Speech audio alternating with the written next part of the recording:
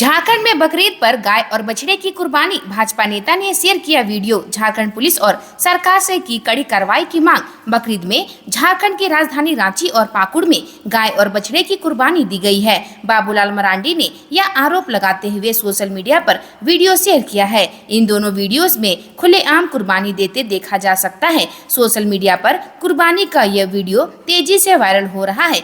भाजपा इस मुद्दे को उठाकर मौजूदा चंपई सरकार पर निशाना भी साध रही है। सोशल मीडिया पर वीडियो वायरल होने के बाद ही प्रशासन अलर्ट मोड पर है। इस मामले में राजनीतिक रंग भी ले लिया है। भाजपा के कई नेताओं ने इस वीडियो के वायरल होने के बाद प्रशासन और सरकार पर सवाल खड़े किए हैं। भारतीय जनता पार्टी के प्रदेश अध्यक्ष बाबूलाल मरांडी ने रांची और पाकुड़ दोनों जगह के वीडियो सोशल मीडिया पर शेयर किए हैं। बाबूलाल ने रांची में कुर्बानी का वीडियो शेयर करते हुए लिखा है, झारखंड में आखिर ये क्या हो रहा है। सरेआम गोवंश की कुर्बानी दी जा रही है। पूरे सनातन समाज की भावनाओं पर गहरा आघात किया जा रहा है।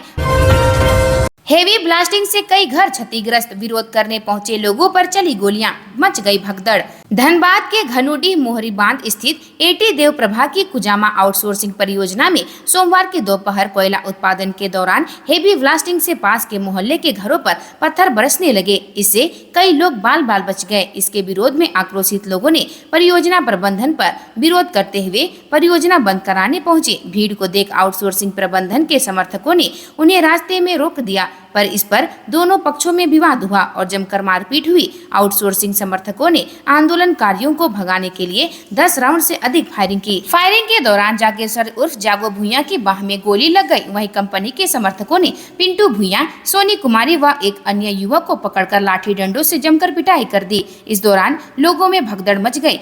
लोगों ने जगेश्वर को धनबाद के एक अस्पताल में भर्ती कराया। इधर मारपीट और गोलीबारी के विरोध में स्थानीय लोगों ने आउटसोर्सिंग कंपनी संचालक एलबीसी कुमनाथ सिंह समेत अन्य को तत्काल गिरफ्तार करने की मांग पर मोहरी बांध के समीप झरिया बलियापुर मुख्य पर टायर जलाकर आवागमन रोक दिया।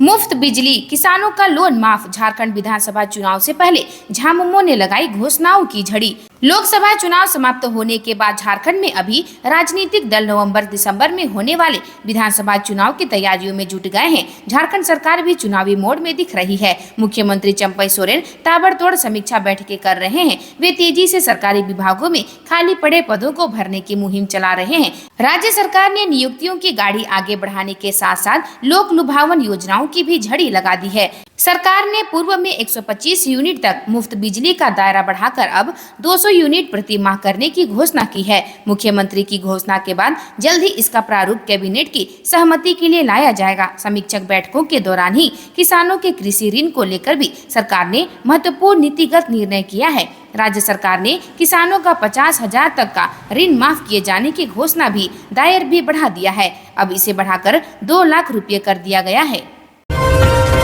झारखंड में 20 से 22 जून के बीच मानसून की एंट्री। आज 6 जिलों में बारिश के आसार। 3 जिलों का तापमान 42 डिग्री के पार। झारखंड में लोगों को अब जल्द ही गर्मी से राहत मिलने वाली है। मौसम विभाग के मुताबिक प्रदेश में 20 से 22 जून के बीच मानसून की एंट्री हो सकती है। वहीं 19 जून से ही झारखंड के भी कई हिस्सों में बारिश की संभावना अधिक है। इस दौरान 50 से 60 किलोमीटर की रफ्तार से हवा भी चल सकती है। वेदर एक्सपर्ट एसएससी मंडल ने बताया कि प्रदेश में 19 जून से बारिश होने की संभावना बनती दिखाई दे रही है। अब यह देखना होगा कि बारिश किस रफ्तार में और कितनी होती है। इसके बाद ही मानसून डिक्लेयर किया जा सकता है। अगर बारिश कम हुई तो प्री मानसून की बारिश होगी। मौसम विभाग के अनुसार अगले 3 दिनों तक झारखंड में अधिकतम तापमान में 3 से 4 डिग्री की गिरावट हो सकती है। स्वास्थ्य के मामले में झारखंड में 10 में से 6 परिवारों को आयुष पर विश्वास। सर्वे में सामने आई जानकारी। राज्य सरकार भले ही चिकित्सा की देसी एवं पारंपरिक पद्धति आयुष को लेकर उदासीन हो, लेकिन यहाँ के लोग इस पद्धति को लेकर काफी जागरूक हैं। इस पारंपरिक चिकित्सा पद्धति के प्रति लोगों में काफी विश्वास भी है। यह बात दूसरी है, इसकी दवा के उपयोग की बात हो तो आधे से अधिक लोग इसका उपयोग नहीं करते। केंद्रीय सांख्यिकी एवं कार्यक्रम कार्यान्वयन मंत्रालय के नेशनल सैंपल सर्वे कार्यालय द्वारा कराए गए सर्वेक्षण में यह तथ्य सामने आया है। पिछले दिनों जारी इसकी रिपोर्ट में यह बात सामने आई है कि 10 में से 6 परिवारों को इस चिकित्सा के प्रति पूरा विश्वास भी है। बीजेपी की समीक्षा बैठक में विधायक से धक्का मुक्की, थाने में शिकायत। एमएलए बोले सांसद निशिकांत दुबे खुद को गोड्डा लोकसभा सीट पर भाजपा की जीत को लेकर बुलाई गई समीक्षा बैठक में धक्का मुक्की हुई। देवघर विधायक नारायण दास और उनके समर्थकों के साथ यह घटना घटी। इसके बाद विधायक बिफर पड़े। मीडिया को दिए बयान में विधायक ने कहा कि सांसद डॉक्टर निशिकांत दुबे ने कार्यकर्ताओं की बदौलत गोड्डा से चौथी बार जीत दर्ज की है, लेकिन सांसद संगठन से स्वयं को ऊपर मानते हैं। उनकी नजर में संगठन की बदौलत वह चुनाव नहीं जीतते हैं। विधायक ने कहा कि 2009 में जब सांसद चुनाव लड़ने आए थे, उन्होंने आगे कहा कि उस दौरान मैं जिला मंत्री था, उनको कार्यालय तक नहीं मिल रहा था। चुनाव के दौरान उनके सारथी के रूप में काम किया, लेकिन सोमवार को प्रदेश के महामंत्री सह राज्यसभा सांसद आदित्य साहू व प्रदेश उपाध्यक्ष बाल मुकुंद सहाय की उपस्थिति में मेरे साथ जो हरकत हुई वह शर्मनाक है। आरोप लगाया कि सांसद ने बैठक में कुछ लोगों को भेजा था जो पार्टी के कार्यकर्ता भी नहीं हैं। उन्हीं लोगों ने मुझे बैठक के दौरान गाली दी और कार्यकर्ताओं को मारा। साथ ही गोड्डा जिलाध्यक्ष संजीव मिश्रा ने भी साथ में तू मैं किया है।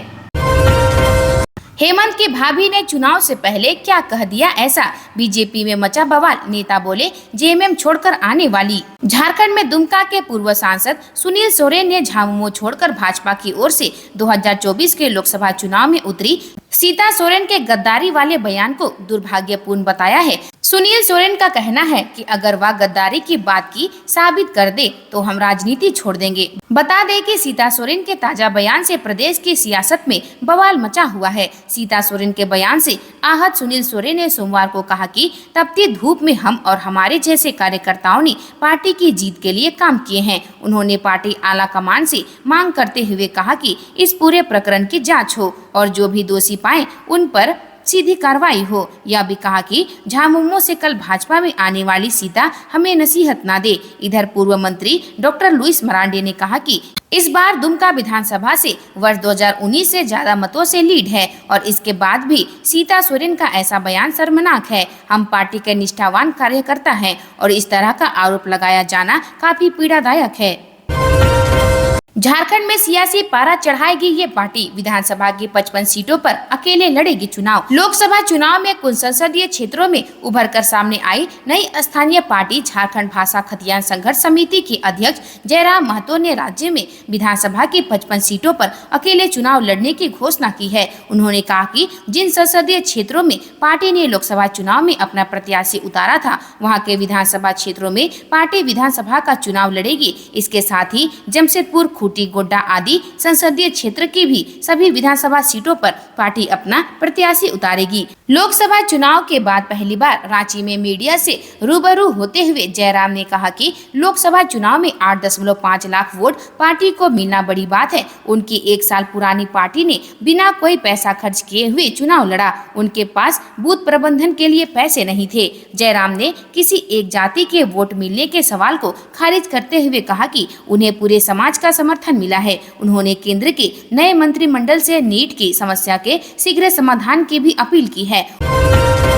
जमशेदपुर में नए फ्लाईओवर और पुल से बदलेगी सूरत। 500 करोड़ से अधिक का होगा खर्च। शहर और आसपास के एरिया में अब स्मूथ ड्राइविंग का मजा आप सब ले सकेंगे। जाम से मुक्ति मिल सकेगी, बरसते अगर ये सारी योजनाएं धरातल पर उतर जाए। करीब 500 करोड़ से अधिक की इन परियोजनाओं के धरातल पर उतरने के बाद शहरी एरिया में डिकंजेशन हो सकेगा, साथ ही सड़कें और बेहतर हो जाएगी। योजना यह है कि शहर के ट्रैफिक को सुगम किया जा सके और बड़ी गाड़ियों का मूवमेंट बाहर ही बाहर हो जाए। फ्लाईओवर, पुल और सड़कों के निर्माण की इन सारी परियोजनाओं पर अगर ठीक से काम हुआ तो निश्चित तौर पर शहर की सड़कें बेहतर हो जाएगी। सबसे व्यस्ततम एरिया कहे जाने वाले साकची से मनगो पुल पर लगने वाली लंबी कतार और जाम से लोगों को मुक्ति तब मिलेगी जब प्रस्तावित फ्लाईओवर का निर्माण कार्य पूरा हो जाएगा। करीब 252 करोड़ की इस परियोजना का टेंडर फाइनल हो चुका है। एजेंसी को 18 माह में काम पूरा करना है। पथ निर्माण विभाग की योजना के मुताबिक इसका काम 15 दिनों से शुरू हो जाएगा।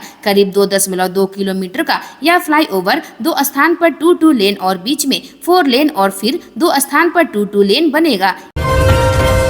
टाटा मोटर्स में अब तक 11 ब्लॉक क्लोजर, कर्मचारियों को नुकसान, 1200 कंपनियों पर भी असर, 1.50 लाख मजदूर भी प्रभावित। टाटा मोटर्स के जमशेदपुर प्लांट में इस साल अब तक कंपनी 11 ब्लॉक क्लोजर ले चुकी है। बताया जाता है कि डिमांड के अनुपात में वाहनों का उत्पादन अधिक होने और उत्पादन लागत पर नियंत्रण लाने के लिए प्रबंधन ब्लॉक क्लोजर ले रहा है, लेकिन इसका प्रतिकूल असर कर्मचारियों के वेतन पर पड़ता है, क्योंकि क्लोजर के कारण 50% वेतन ही कर्मचारियों को मिलता है। ऐसे में इस साल कर्मचारियों को करीब 5.5 दिन के वेतन का नुकसान हो चुका है। इसी तरह अस्थायी और 22 कर्मचारियों को भी इसका सीधा नुकसान होता है।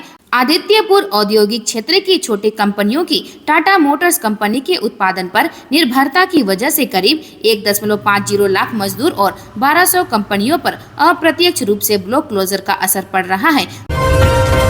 झारखंड ग्रामीण उन्नयन समिति की भूख हड़ताल आज। झारखंड ग्रामीण उन्नयन समिति 18 जून से निरसा प्रखंड कार्यालय परिसर में बेमियादी भूख हड़ताल करेगी। इसे लेकर समिति की अध्यक्ष पूर्व मुखिया रविंद्रनाथ धीवर एवं सचिव कुमार तिवारी ने बीडीओ, सीओ, सांसद ढुल्लू महतो, विधायक अर्पणा सोन गुप्ता, डीसी, एसडीओ, जीप सदस्य दीपावली रोहिणी दास, उप मुखिया आलोचना बावरी सहित अन्य को पत्र दिया है। बताया कि पांड्रा पश्चिम पंचायत के अंतर्गत पूसई नदी के समीप एकमात्र शमशान घाट का उपयोग आसपास के ग्रामीण वर्षों से कर रहे हैं और कोई व्यवस्था नहीं है। उक्त स्थल पर पंचायत प्रतिनिधियों ने शेड भी बनाया है। हाल के कुछ महीनों में झारखंड सरकार द्वारा स्वीकृत एक पुल वहां बनाया जा रहा है। इसमें शमशान घाट के अस्तित्व को खतरा है।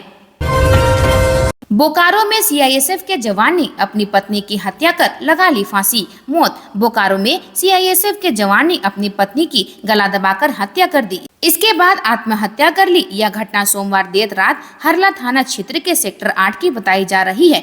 जानकारी के मुताबिक सीआईएसएफ जवान संजीत उर्फ संदीप वर्तमान में हल्दिया जिला में पोस्टेड था। उन्होंने सबसे पहले अपनी पत्नी विनीता देवी उर्फ रीता की हत्या की, फिर देर रात फांसी लगाकर अपनी जीवन लीला समाप्त कर ली। बताया जाता है कि विनीता देवी और संजीत की शादी साल 2008 में हुई थी। दोनों की वैवाहिक जिंदगी ठीक ठाक चल रही थी। सोमवार को पति पत्नी के बीच किसी बात को लेकर विवाद हुआ था। इसके बाद संजीत क्रोध में आकर अपनी पत्नी की गला दबाकर हत्या कर दी, फिर देर रात फांसी लगाकर आत्महत्या कर ली। संजीत मूल रूप से बंगाल के पुरुलिया जिले स्थित उर्मा गांव का रहने वाला है। वह सब परिवार बीते कई सालों से बोकारो के सेक्टर 8C में मकान नंबर 2368 में रहता था। उसका एक बेटा है।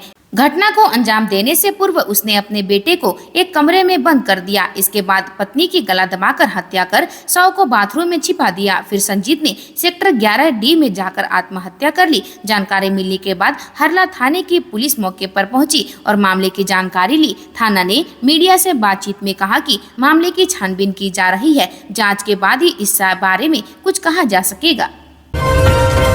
गिरिडीह में 2 अलग अलग सड़क दुर्घटनाओं में एक की मौत, 8 घायल। गिरिडीह में मंगलवार सुबह 2 अलग अलग सड़क दुर्घटनाओं में एक की मौत हो गई, जबकि 8 लोग घायल हैं। फिलहाल सभी घायलों को इलाज के लिए अस्पताल में भर्ती कराया गया है। पहली घटना सदगावा के मुख्य मार्ग पर स्थित मलहेत के पास की है, जहां सवारी वाहन दुर्घटनाग्रस्त हो गई। इसमें एक की मौत और 3 लोग घायल हो गए। दूसरी घटना तीसरी थाना क्षेत्र की है, जहाँ एक अनियंत्रित कार पेड़ से टकरा गई। इस हादसे में एक बच्चा समेत 5 गंभीर रूप से घायल हो गए।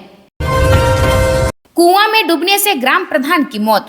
प्रखंड की डुम्बो पंचायत के मलगो जंगली टोली निवासी ग्राम प्रधान पुन्नई पहान की मौत कुआं में डूबने से हो गई। घटना की सूचना मिलते भरनो पुलिस ने शव को बरामद कर पोस्टमार्टम के लिए गुमला सदर अस्पताल भेज दिया। जानकारी के अनुसार पुन्नई पहान अपने घर रविवार की सुबह निकले थे और वापस नहीं आए। परिजनों ने उनकी काफी खोजबीन की, पर कुछ पता नहीं चल पाया। रात को ग्राम प्रधान का शव घर के पास स्थित कुआं में पाया गया। जोगीडीह में जलापूर्ति योजना चालू नहीं कराए जाने पर ग्रामीणों ने जताई नाराजगी। बनाया गया इंटेक वेल। बास्कीडीह पंचायत अंतर्गत जोगीडीह गांव में सीला नदी तल पर लाखों की लागत से बना ग्रामीण जलापूर्ति योजना अब तक चालू नहीं हुआ है। इससे ग्रामीण परेशान है। 3.20 MLD जल स्रोत संयंत्र की क्षमता वाली इस योजना का इंटेक वेल बनाकर तैयार है। इस योजना का नाम जरगढ़ी बास्कीडीह एवं बड़ा डुमरिया ग्रामीण जलापूर्ति योजना है। उक्त गाँवों के अलावा दर्जनों गाँवों में इससे पानी सप्लाई होनी है। योजना को लेकर लगाए गए बोर्ड के अनुसार कार्य प्रारंभ की तिथि 9 फरवरी 2022 तथा पूर्ण होने की तिथि 8 फरवरी 2024 अंकित है। कार्य पूर्ण करने की तिथि से 4 महीना ज्यादा बीत जाने के बाद भी पानी सप्लाई चालू नहीं होने से ग्रामीणों में नाराजगी देखी जा रही है। दामाद ने चोर कहकर सास व सालों को पिटवाया। हंटरगंज प्रखंड के विशनपुर गांव में रविवार की शाम एक अजीबोगरीब घटना हुई, जहां एक दामाद ने चोरों का अफवाह फैलाकर गांव के कुछ लोगों को इकट्ठा कर लिया और अपनी सास व सालों की पिटाई करा दी। मारपीट में घायल सास बसरिया गांव निवासी रीता देवी ने सोमवार में थाना में आवेदन दिया। उन्होंने आवेदन में कहा कि उनकी बेटी सुमंती देवी ने फोन कर जानकारी दी कि उसका पति उपेंद्र यादव उसके साथ बेरहमी से मारपीट कर रहा है। जानकारी मिलने के बाद अपने 2 बेटों के अलावा अन्य रिश्तेदारों के साथ अपनी बेटी के ससुराल बिशनपुर गांव पहुंची। जैसे ही बेटी के घर पहुंची, उसका दामाद उसके साथ मारपीट करने लगा और शोर मचाने लगा कि मेरे घर में चोर घुस आया है। सूचना पर गांव के कई लोग पहुंच गए और दामाद के इशारे पर उन लोगों के साथ मारपीट करने लगी। किसी तरह सभी जान बचाकर वहां से भाग निकले। आवेदन में महिला ने कहा कि वह अपनी बेटी से मिलने गई थी, लेकिन दामाद ने उन्हें मिलने नहीं दिया। बीजेपी ने सर्वाधिक समय तक सत्ता में रहकर भी लोगों को विकास से रखा दूर, सरायकेला में बोले सीएम चंपई सोरेन। झारखंड गठन के बाद सबसे अधिक समय तक भाजपा सत्ता में रही, परंतु यहां के लोगों को विकास से कोसों दूर रखा। ये बातें मुख्यमंत्री चंपई सोरेन ने सरायकेला खरसावां जिले के गम्हरिया प्रखंड अंतर्गत जिली गोड़ा गाँव स्थित आवास से रांची प्रस्थान से पूर्व बातचीत में कही। सीएम अपने 2 दिवसीय दौरे पर सरायकेला खरसावां आए थे। सीएम चंपई सोरेन ने कहा कि लोकसभा चुनाव संपन्न हो गया है, अब विधानसभा चुनाव की तैयारी अच्छे तरीके से चल रही है। जनता के सभी कामों को पूरा कर विधानसभा चुनाव में जनता के बीच आएंगे। राज्य सरकार का प्रयास है कि जन कल्याणकारी योजनाओं को धरातल पर उतारना है और समाज के अंतिम पंक्ति में बैठे लोगों तक सरकारी योजनाओं का लाभ पहुंचाना है, ताकि लोगों को लाभ मिल सके और वे समाज के मुख्य धारा से जुड़ सके। 301 क्विंटल डोडा के साथ अंतर्राज्यीय गिरोह के 5 तस्कर गिरफ्तार। दनुआ के ड्राइवर भाई पंजाबी लाइन होटल के पास ट्रक में लोड किया जा रहा था डोडा प्रतिनिधि। चंपारण के दनुआ घाटी से 16 जून की रात पुलिस ने छापेमारी कर 301 क्विंटल डोडा के साथ 5 तस्करों को गिरफ्तार किया। एक सूचना पर पुलिस ने NH2 स्थित दनुआ घाटी में संचालित ड्राइवर भाई पंजाबी लाइन होटल के पास एक ट्रक को जब्त किया। प्लास्टिक बोरे से 301 क्विंटल डोडा बरामद किया गया। साथ ही ट्रक पर सवार 5 तस्कर को गिरफ्तार किया गया। छापेमारी अभियान का नेतृत्व कर रहे थाना प्रभारी दीपक कुमार सिंह ने बताया कि वरीय पुलिस अधिकारी की सूचना पर एक छापेमारी दल का गठन किया गया। छापेमारी दल ट्रक पर पैनी नजर रखी हुई थी। रात में तस्कर ट्रक में डोडा लोड कर रहे थे। घेराबंदी कर छापेमारी दल ने ट्रक सहित मादक पदार्थ को जब्त किया। आज के लिए बस इतना ही। मिलते हैं अन्य नई खबरों के साथ में। धन्यवाद।